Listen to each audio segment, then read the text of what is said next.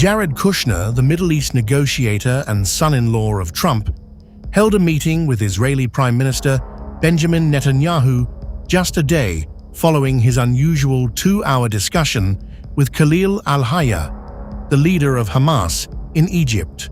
The focus of their conversation was the disarmament of the Palestinian militant organization.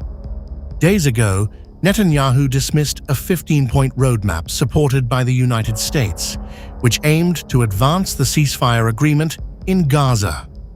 Hamas has announced its acceptance of the proposed roadmap, which includes disarmament, and the Palestinian group is calling on mediators, along with the US-established Board of Peace, to pressure Israel into endorsing it. Israel, as dictated by the roadmap, is required to make a gradual exit from Gaza, yet it insists that Hamas must completely disarm prior to any IDF troop withdrawal. Currently, Israeli forces control approximately 60% of the territory, and Netanyahu has previously warned of the possibility of escalating their presence.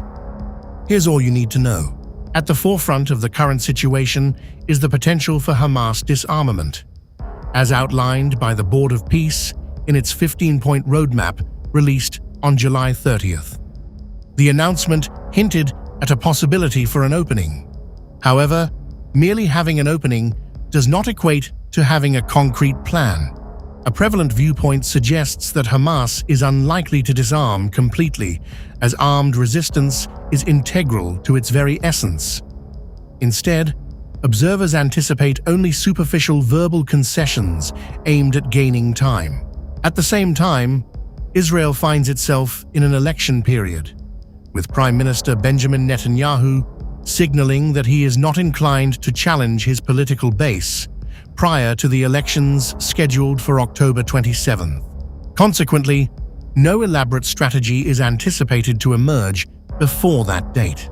As per the Washington Institute, some will view Trump's silence as indifference or distraction amid the Iran conflict, others as recognition that little can be achieved before Israel's election. But in the Middle East, time rarely stands still. Without sustained American involvement, the tentative promise of July 30th can dissipate and a fragile ceasefire unravel. Netanyahu has maintained his pledge to Trump, promising to refrain from significant military actions in Gaza unless the lives of Israeli soldiers are at stake. However, this pledge seemed to vanish when Netanyahu recently shared a video asserting that Israel would remain at the Yellow Line, the zone where Israeli troops are stationed until Hamas has fully disarmed.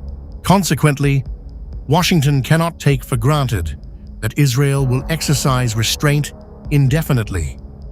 And what about the Palestinian police force intended to provide security in post-war Gaza? Without proper training, they lack the credibility to confiscate Hamas weaponry.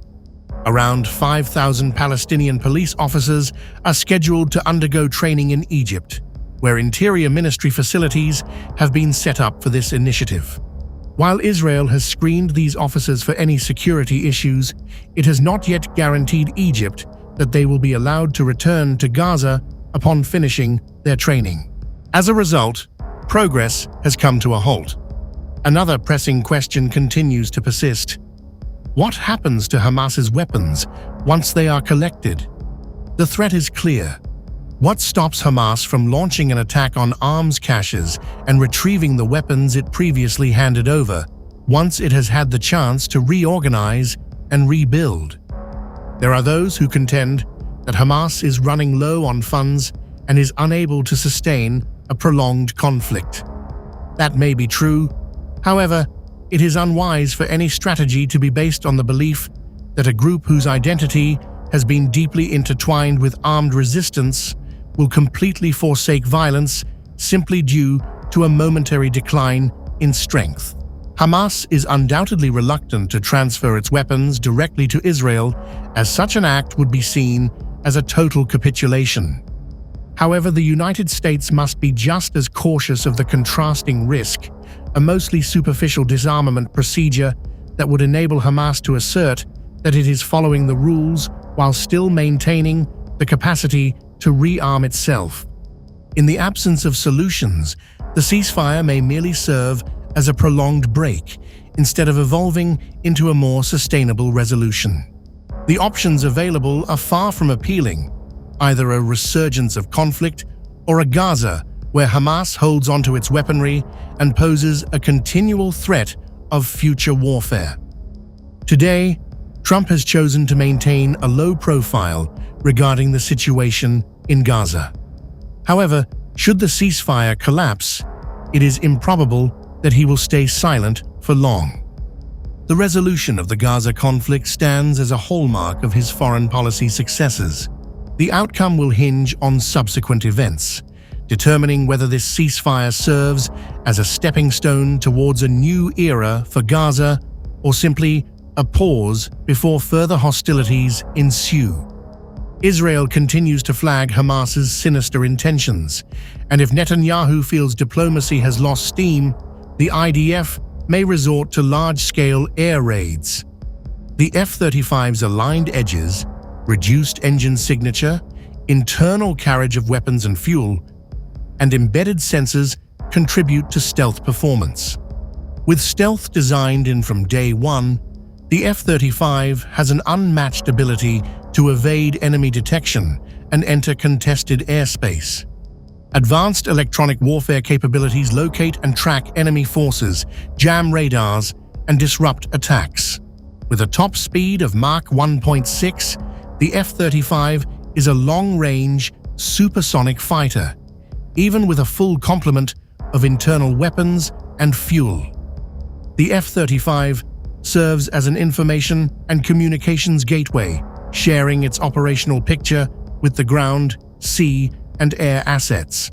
The information a pilot needs, airspeed, altitude, and warnings, is projected on the helmet's visor rather than on a traditional heads-up display. Let's now take a look at the F-15. With years of dedicated service and continuous enhancements, the F-15 has carved out a remarkable legacy in the annals of warfare and military engagements.